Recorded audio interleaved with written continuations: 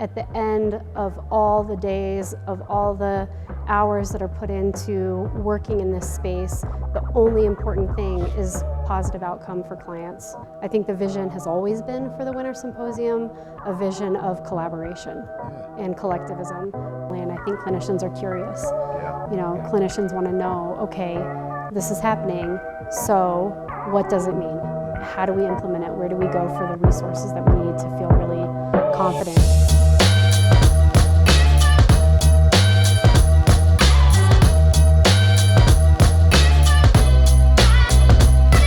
Everybody, and welcome to another amazing and exciting episode of Finding Peaks. Yours truly, your host, president and founder, Christopher Michael Burns. So grateful to be here today with great professionals, but even better humans. My co-host, Nik Darrah, here today. Nik, thanks for joining me. Yeah, absolutely. Thank you again for having me. Awesome.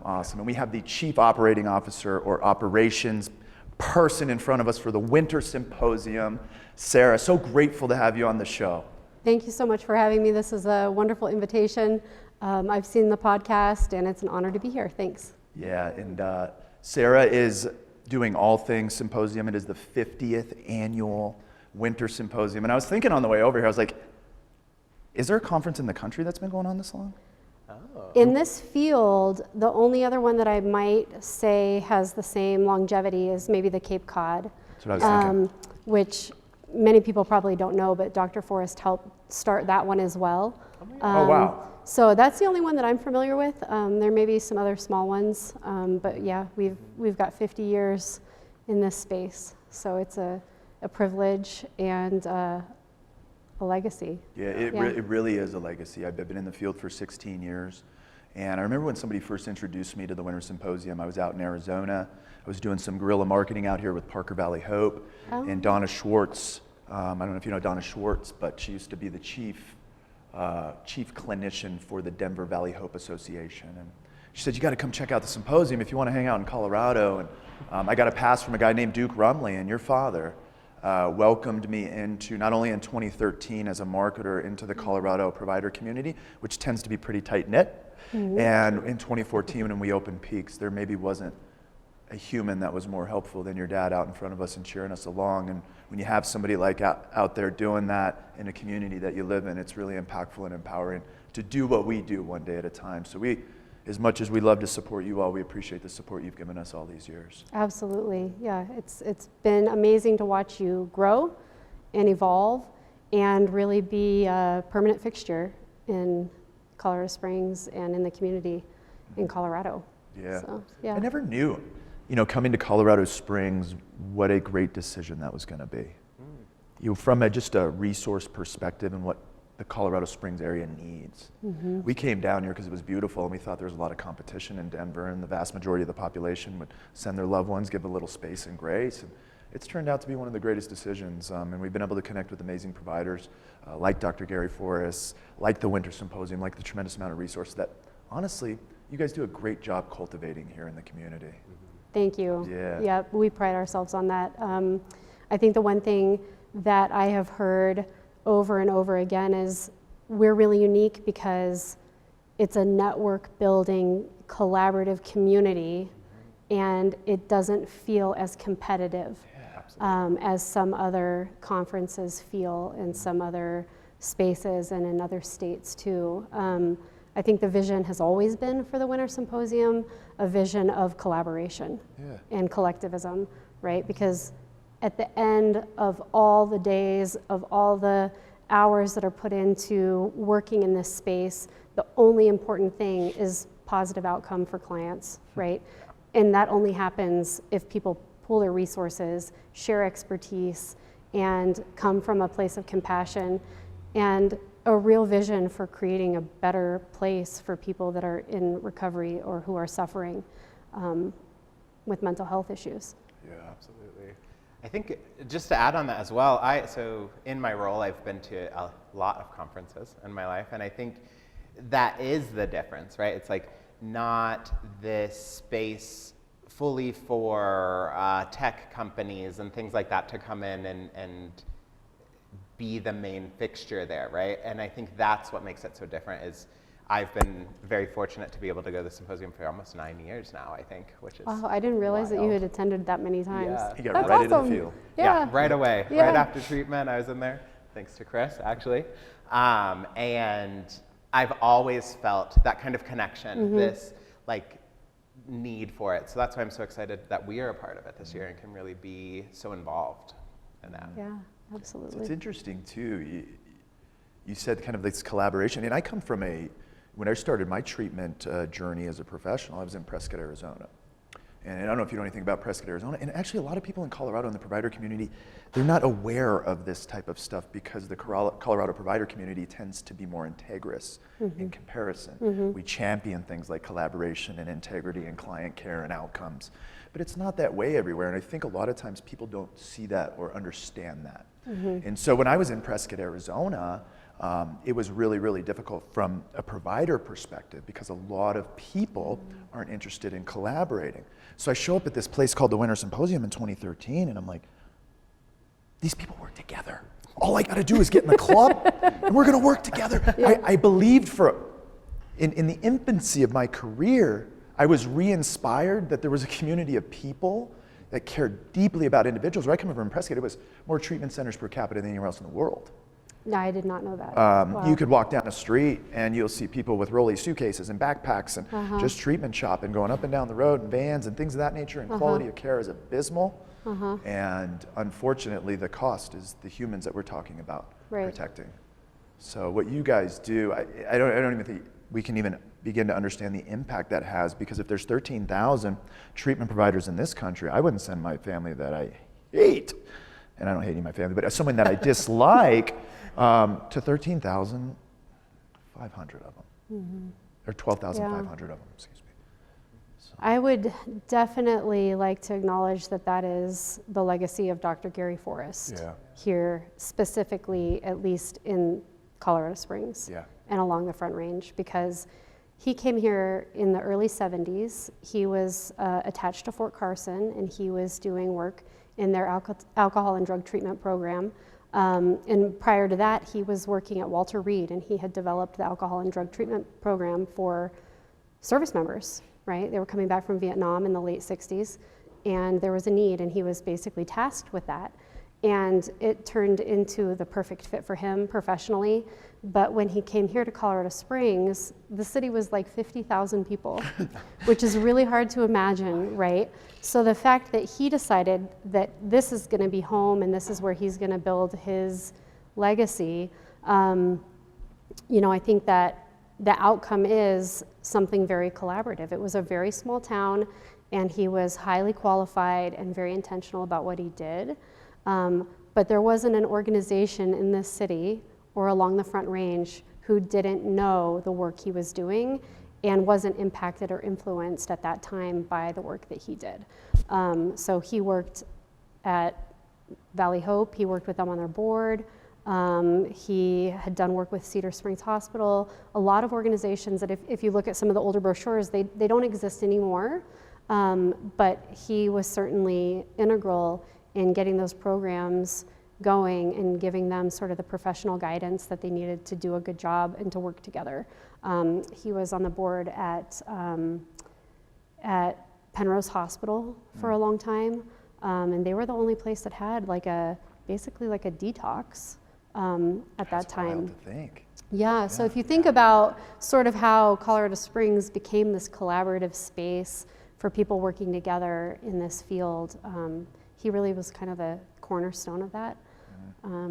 So, yeah, it's a remarkable sort of history, I guess. Absolutely. At least for Colorado. Yeah.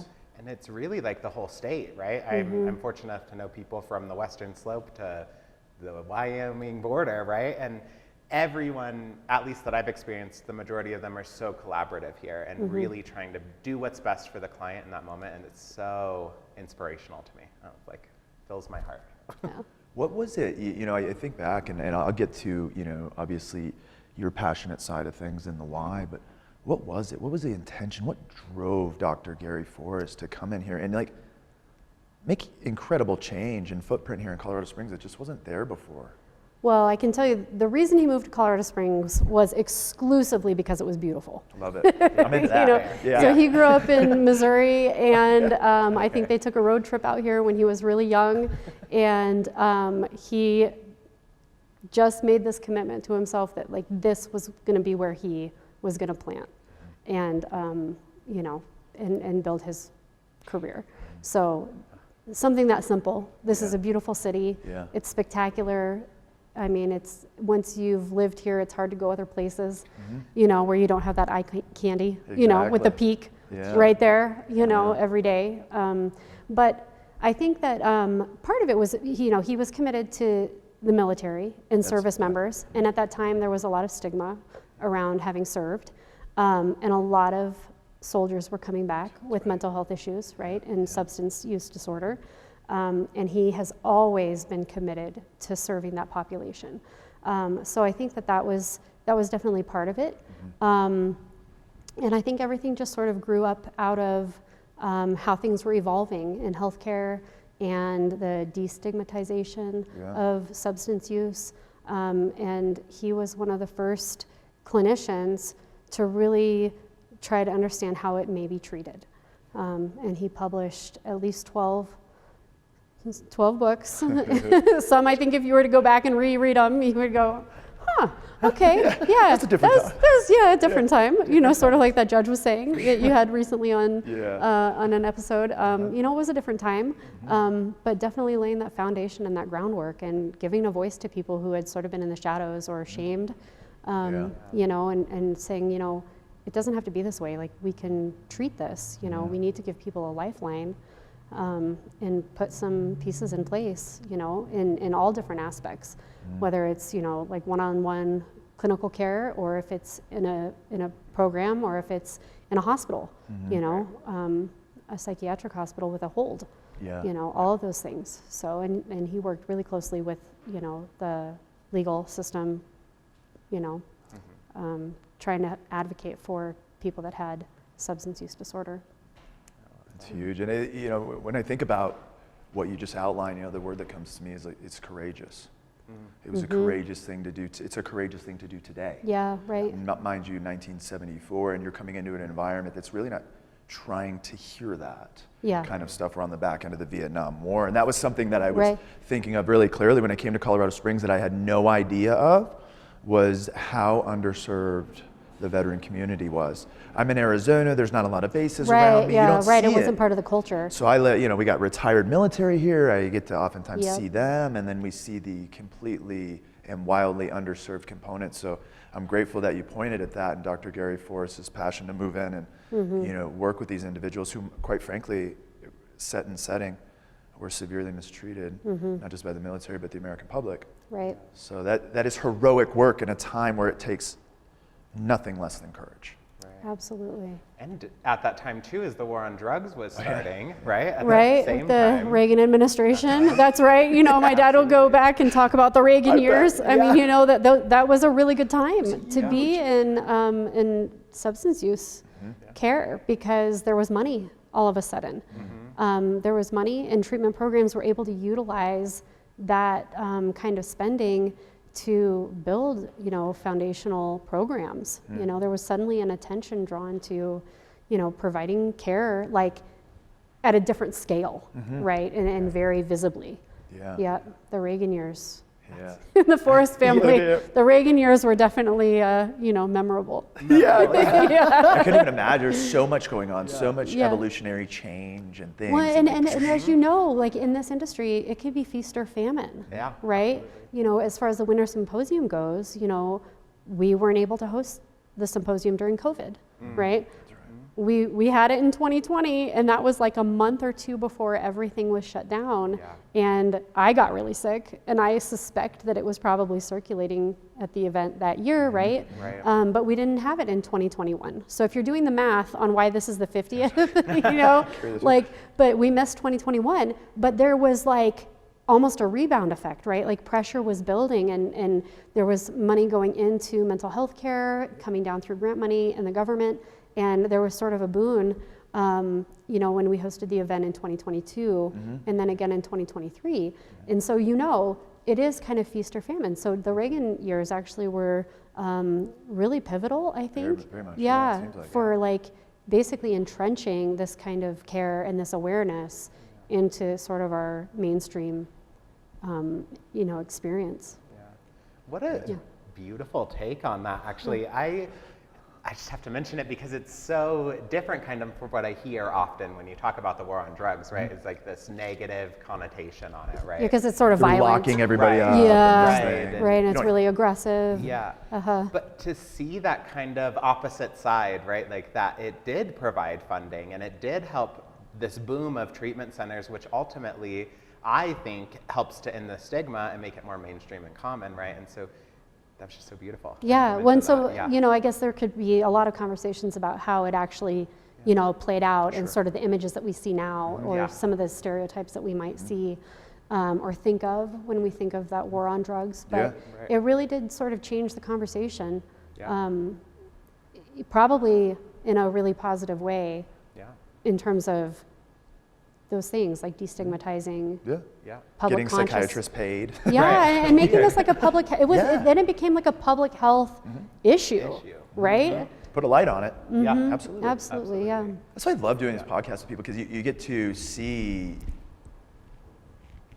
all sides of a lot of different people's stories and experiences, and why they started in places and why it was reasonable and why it helped. And it's really cool. And so I'm reluctant to ever call anything all bad. No, right? Just like, it just might take another gems. lens. Another lens to see a different perspective.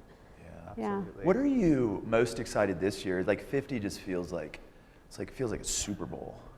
50 is a big Super thing. Bowl of symposiums. Yes. Sarrah Forrest, everybody told us we were going to have fireworks this year. Sometimes the symposium would be on Super Bowl Sunday. It would start, and I remember that being like in a hotel room, like over here at the Antlers, and there would be people like all crowded in because they wanted to simultaneously be at the symposium and watching the Super Bowl. So that's actually a pretty good memory for me. But it's a really big year for a lot of reasons. Obviously 50 years, doing anything for 50 years really consistently with the quality I think that we produce and provide year after year is special in its own right. That's really unique. So there's a lot of anticipation. We're hosting a gala, and that's going to be for me, a real celebration. It's going to be lively and fun and hopefully well attended. We're going to just really enjoy this mile marker and bringing people together and having a sort of like uplifting, festive type of feeling, because so much of the content that we cover is not those things. Right? We want everybody to come away feeling like they've gained some skills and knowledge, but that's not always in a really like happy space as far as topics go, right? But so the gala should be like just a really fun, celebratory experience for the people that hope to attend or want to attend. And Nik has offered his party planning sort of experience, and he and I got together and worked out some of the things that we're gonna do for the event, so that's really special, and I appreciate that. Of course, absolutely. It's really good energy and really inspiring. So those are all the really positive things that are happening. And of course, we have an excellent program. That kind of goes without saying. It's one of those conferences where you leave in and you really do. There's two conferences. One of them's very small. TJ Woodward puts on the conference, and I was just there. But every business card you get, I found myself personally emailing every person because I had a 5 to 10 minute, if not 15 to 20 minute conversation about what matters the most, which is outcomes in humans. And it was just so exceptional. And the Winter Symposium is very close to that with the amount of volume you all have there. Right. I don't know that they're, and I love Kipu, but you go to a conference in Delray, the Kipu, they take over the whole thing, and it's like great, it's cool, Kipu's great, and they are the status quo, but what about the humans? Right. And you all speak to that really intelligently, and it's one of those conferences really, all of those business cards matter. And it's almost like they're hand selected. It's very unique. That's the thing that I love about it. What I love is that there are attendees that have returned year after year after year. Like, Nik, I didn't know you had been coming for 9 years, because I too have been there for 9 years. And I remember meeting Brandon for the first time when you guys were helping, or Brandon was helping with the website, you know, so it's really fun. Obviously, I've attended for quite some time. Should I divulge? I think this will be 48 years for me. Oh my gosh. Yeah. So, I mean, Youngster. you know, my parents got married, and literally they got married, their anniversary is the end of December, the 28th. And they had to, like, they got married in Georgia, and they had to hightail it back to Colorado because my dad was working on what would become this, right? Like, he sort of had his first little group of clinicians get together and sort of share knowledge. So yeah, so 50 years is big, because for me, it's, you know, this is my lifetime, right? Like, I've been involved in different ways for all these years. And I have been involved in different ways. In high school, I was on a teen panel to talk about, substance use in high schools and among my peers. I was so naive. Right. Like, looking back, like, I was not the right spokesperson for that, and probably the other people on the panel were also not. Oh my goodness. But, you know, it was kind of self-selecting, right? Yeah, we're all a little privileged. And then as an undergraduate, I attended for credit, and that was applied toward my psychology degree. And then after my graduate degree, I presented at the Winter Symposium on sort of the interface of culture and psychology. And also very naive, right? I was also very naive, but yeah, so I mean, like, this has been a part of my life for a long time. So 50 years is obviously very symbolic. How many people were at the first one? Do you have any attendees? If you ask Dr. Forrest, he'll say somewhere between 25 and 30. Okay. You know, it was like a really small group, and probably several of them were attached to Fort Carson. Sure. And I think, in fact, the very first one was actually on Fort Carson. Oh, no way. Mm-hmm. That's pretty cool. Yep. That speaks to that intention. Yeah. That early onset and intention. Yep. And I always ask about intention, is like, because where's your foundation? Yeah. Because it really informs why we're here 50 days later. Right. One of my favorite quotes is by a guy named Rich Roll. I've said it on the podcast a million times. I'm going to say it again. When the heart is true, the universe will conspire to support you. I believe that. So even in times of business, like I'm sure your father walked through in 50 years, and my only very novice 10 years in business, there's been times where I'm like, I don't know if we can do it. I don't know if we can make it. I don't know if we have the resource. I don't know if we have the people. When the heart is true, and so we just make sure it peaks. It seems like very similar to the way that your father did. We just make sure that we're doing the next right thing. I will say that without a doubt, unequivocally. My father always worked with integrity. Always worked with the other person as the focal point, or first, you know. Very client-centered, right? Like, everything was very client-centered. And by client, I mean, I'll use the term client like very loosely, right? Like, anybody that was interfacing at the Winter Symposium, you know, like, deserved that same sort of respect and integrity. So that's one thing that this has always been. Yeah. It's funny when you say that. I'm like, I zoom out 12 years, and I'm like, I think I've seen Dr. Gary Forrest helping somebody set up their booth with like a pole. Well, like, he's like, he definitely didn't use any tools. Now, that was, he's just trying to be supportive. yeah. That's like me too. I am so. My wife's like, honey, I'm like, babe, can you hang that for me? Yeah. It's true. But no, I mean, he was always very generous in that way. I think the thing that I have seen happen the most in my life over the last year, which has been a difficult year for our family, is the caliber of person that my parents surrounded themselves with. And I don't want to leave my mom out of the story. So Sandra Della Justina, the original symposium coordinator, she and Dr. Gary Forrest have surrounded themselves with the most incredible people, with the most integrity and the most character than I could ever imagine, because they have stepped up for us in ways that, you know, I just never imagined, you know. And you grew up in that. 100%. That's incredible. I always wonder, right, because my kids are 8, 9 years old, and we have a similar path in the field as we're growing up around recovery and mental health and all in this the stuff. conversations They're climbing around through the the dinner conference table. booths and all this That's right. stuff. Yeah, absolutely. You know, so we used to collect the candy. And in fact, you know, I mean, that's a legacy, right? Like my own girls and my niece, same thing, you know, they go through those exhibit booths, and, you know, used to be like back scratchers and those little like squishy stress balls or Yeah. whatever, you know, we just have bags. It was like Halloween, you know, trick-or-treating, Yeah. all the things. Yeah. But yeah, Yeah. I've heard people say that, you know, you can take a young person and take the 5 closest people to them, and they'll be the sum majority of those humans. And it just I seems have not heard that, but that's pretty powerful. Yeah, very I love powerful. that. And that you just Yeah, kind of I spoke love to that. that in a way where I was like, wow, Yeah, that's that's true. cool. So I want to make sure today it's not just me informing the quality of life for my children, it's the people that surround them. Right. And the child-adult relationship is so impenetrable, right or wrong, Right. negative or positive. Right. Absolutely. So that's really, really cool to hear you say that. I was going to ask, Yeah. what is it like? Tell me your story. And you just kind of did. So that's really awesome. Yeah. Yeah. It's a, It is beautiful. One of the Unique. things that we speak to a lot here at Peaks is just disrupting the industry through quality of care, and why it was so top of mind for us as we came out of that northern Arizona milieu, and we're very mindful of the Southern California and the Southern Florida milieu as far as providers. And so I think sometimes when we first made that, when my brother and I made that, you know, specifically him and the team made that a core value, I think originally we wanted to be disruptful just to be disruptful, and it was a little bit distracting for us.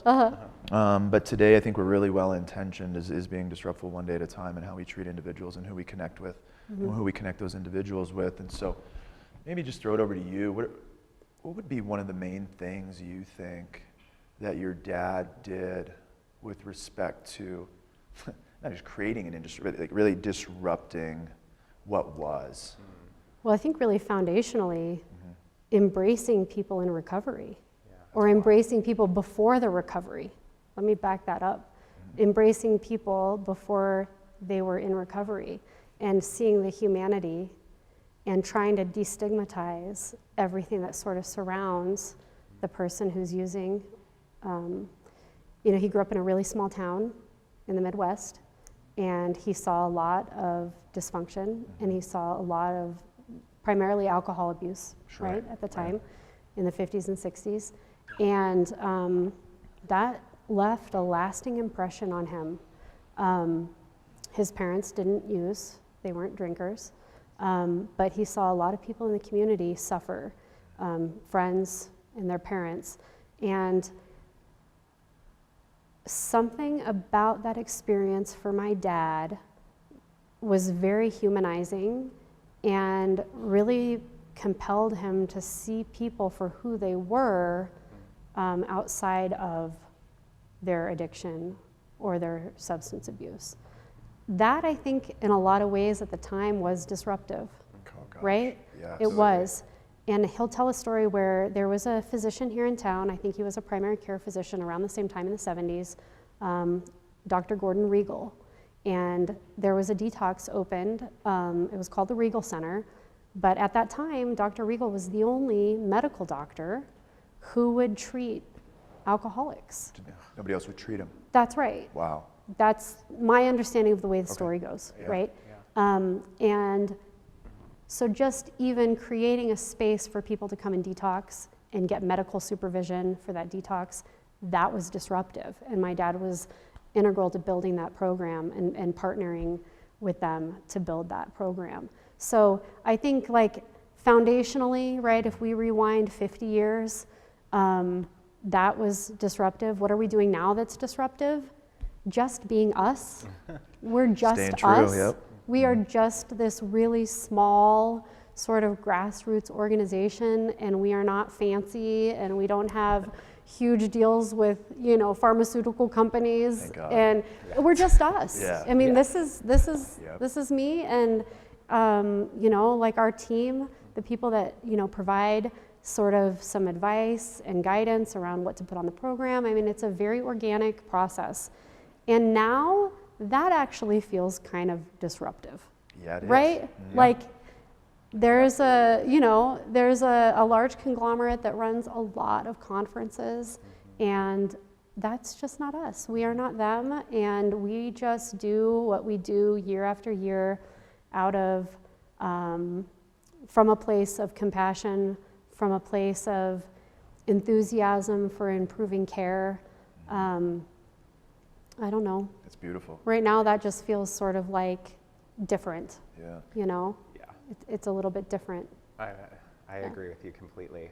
And I just have to say as well, as you were talking about disrupting in the past, I was getting like chills, because for me, a person being in recovery, that was kind of the feeling I still had. And I mean, this was what, 10 years ago, so we're 2014, right? Yeah. And it still was that way back in the 70s, you know? And Right. so just to know that those actions are what influenced my life today, right? Even when I wasn't there or Right. like touched in it, is so impactful for me. I'm like, oh my God, where Yeah. would my life Yeah, be? that legacy piece Yeah. is really huge. I mean, the one thing about the Winter Symposium being what it is now is like some of the older people are no longer Yeah. able to attend. Right. And so we are losing some of that history, I think, because it wasn't always that you could go to treatment, Right.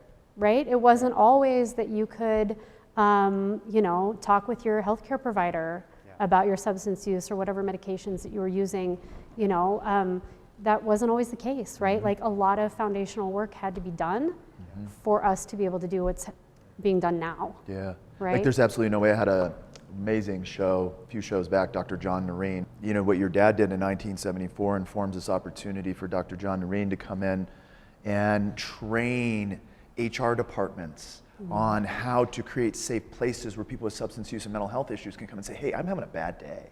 And am I not going to lose my job today? Right. Ooh, because now we can inform healing and hope and action and recovery. And so it really is pioneers like your father in 1974, which were going into a space where that verbiage is, might as well just get you kicked out of town. Right. Like, that is not acceptable here. Right. And in a way, you kind of had to work in the dark, because I used to ask some of our old clinicians, some of our old chief clinical officers, like, if you knew about somatic therapy, why weren't you talking about it? Right. Or if you knew Right. that some of these things could change and help heal people, why were we just sending people to Alcoholics Anonymous and just that? And he's like, because, man, like it took a lot of courage. And so just to speak to that, I'm really grateful that you highlighted that again, because disrupting the industry or creating the platform thereof and moving forward with grace and space and informing something that I've actually just really learned and inherited for myself in the last few years, which is every diagnosis has a story. Right. And you should just learn the story. Right. And that's so important for healing.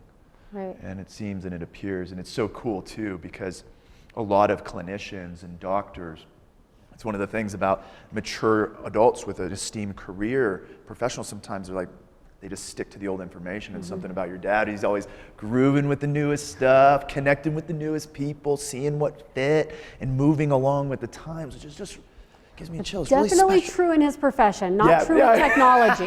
Not true with technology. He still had trouble with like a flip phone, cell phone. We had to just eliminate that. Like it just, you know. But the work but he in connected. his field, absolutely, that's definitely true. He was always just a voracious reader, you know, like just always, and always a healthy dose of skepticism. Nice. You know, always looking for what was really sort of professionally aligned, and I don't know how to really articulate that, but he was also really discerning, right? He wasn't easily distracted by fads or trends. Like, he did what he did, and he always just sort of had this very professionally informed vein, you know, which I think allowed him to stay an expert and to sort of see through some things that might not have been, you know, in the best interest Right. of clients to or other do. professionals. Yeah, but he I was see really, exciting stuff he all was the really time. I'm like, gifted. Yeah, he was really Yeah. gifted in that way. Yeah. You know, he always had a healthy dose of skepticism. But Yeah. I think that was just part of who he And maybe was. it's even groundedness. Yeah. Maybe that's what we Yeah. call Yeah. skepticism today. Yeah. Yeah, right? Yeah, and he was. Yeah. He was very grounded in what he did. He definitely owned his expertise. Yeah, Yeah. for sure. Yeah, and he's wrote 12 books. Oh, and that Yeah. reminds me. So I did bring you a copy Cool. as a gift Thank of you. his Therapeutic Alliance book. Cool. So Sweet. Enhancing outcomes and recovery process. Yep. And if you would like to have, it's not a signed copy, but I can absolutely get it signed if you'd like to have a signed copy. I would love to have a signed copy. Yeah. I know that was just weird what I did, but my wife and I, with books. You like to there's smell not them? enough books Make sure they're anymore. real? Yeah, I love the smell of a Yeah. good book. Yeah. I just recently heard that there are many children growing up without physical books in their homes.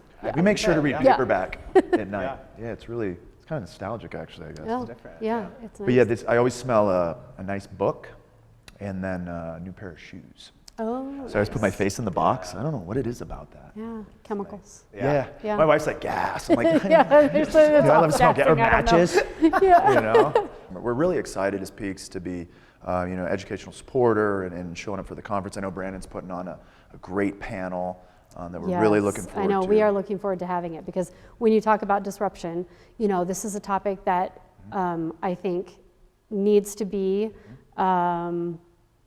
offered to clinicians so that they can understand the direction that we're going and sort of the legitimacy of the work that's being done in this area. So we're happy and we really appreciate you taking the time to really cultivate an expert panel. Yeah.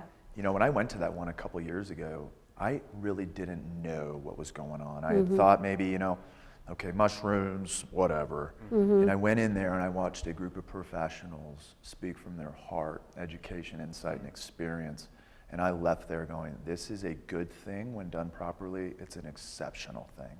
Specifically to our point earlier, I mean, just the veteran community and the opportunity we have there. I have some friends up in Denver that own some really unique outpatient programs, but they're getting some funding from the VA for some intranasal stem cells, some remission of symptoms for TBI. They're doing some cutting edge work for combat veterans that's never been done before, and I think the VA is beginning to see it. And so just back to that point of this plant-based potential opportunity, there is so much legitimacy and efficacy, I think, when done appropriately and professionally. And I think that's just it, when done appropriately and professionally, and I think clinicians are curious. Clinicians want to know, okay, this is happening, so what does it mean?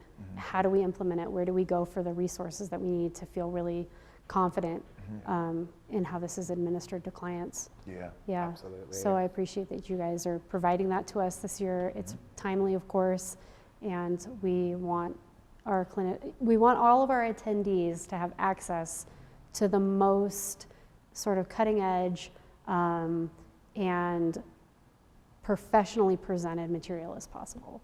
So thank you for that. It really is cool. I can't wait for the panel. I'm like all ears. I'm like, oh my goodness, this is awesome. It'll be so good. Yeah, Nick, I know you've been working really hard to bring everybody together and get the materials together for us so that we can put it forward on the agenda.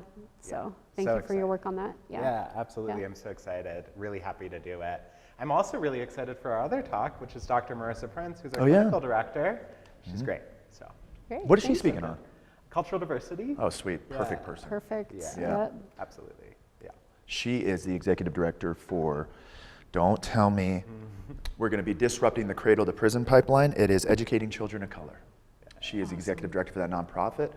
Regina Walters, Judge Regina Walters, is the owner of that as well. Just doing really cool stuff. So she is a great person to speak on that. It'll be wonderful. Awesome. That's cool that they're attending. So, well, it's been an absolute pleasure, Sarah, to have you on, to get to know you even better. My brother speaks highly not only of you, but your family, the conference, the opportunity we've had to connect professionally and personally. And I just want to thank you from the bottom of my heart, both your mother, Sandy, your father, Gary, yourself, your entire family support to this community. It means the world, and it's been very anchoring in our tenures here in Colorado Springs to be a part of a tremendous legacy as we continue to cultivate ours alongside you guys. And so as we wrap up here, is there anything we want to let the viewers know? We got any websites, anything we can look at, the conference date, just get that stuff out there so people can be aware. Yeah, absolutely. So the 50th annual Winter Symposium starts. We've got a pre-symposium workshop that's full day on Saturday, January 25th. We've got an ethics presentation that day, so anybody that needs ethics hours, that's a great way to get them all done at once. And we also have a suicide prevention presentation going that day too. And anybody that attends that should be able to come away with some real clinical tools to use with clients in crisis. And then everything really kicks off on Sunday, Sunday, January 26th. Everything gets rolling. We've got the gala planned for that night, Sunday evening. So that should be a lot of fun. And The first year of the gala?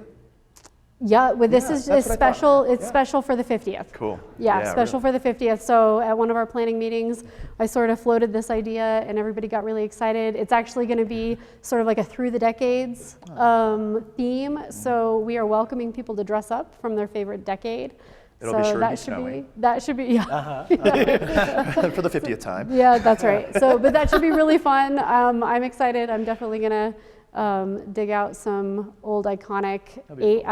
I'll just say I'm gonna go with the 80s. You're hitting the 80s? That was sort of my coming of age, you Yeah. know. So I'm like a 90s guy. kind of Madonna, Cool. you know, Cyndi Lauper type of situation. Yeah. That's cool. So anyway, so that'll be really fun.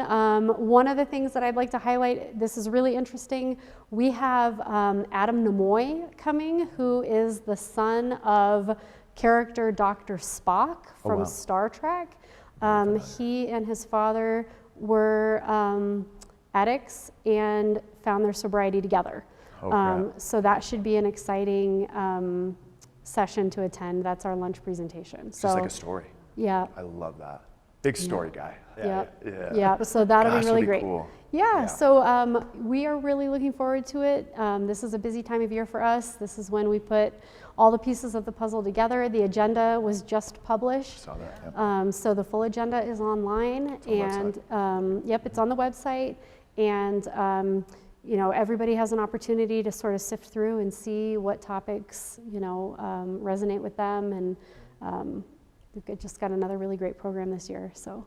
I love it. Yeah. It's really cool, Sarah. I really appreciate you coming on. And for anybody who's thinking, you know, we go to one conference a year at Peaks. It's this one, and for good reason. If you're thinking or considering or looking at your budget coming into the year, and you're looking at your conference budget and your marketing, I assure you, your marketing dollars will not be spent better and more intentionally than in the Winter Symposium.